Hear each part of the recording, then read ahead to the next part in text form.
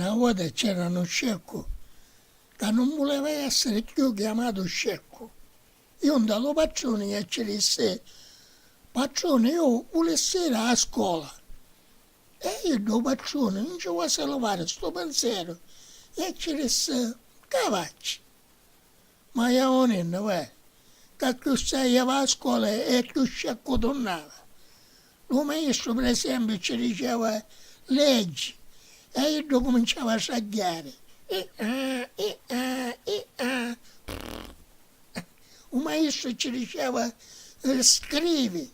E io zombato sopra il banco.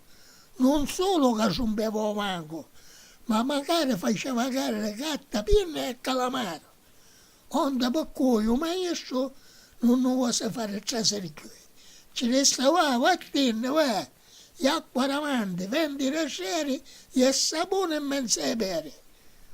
Il patrono che ho visto tornare ci disse, buon ufficio maestro, che conosce Armando può morire solo Armando e non può essere mai cristiano.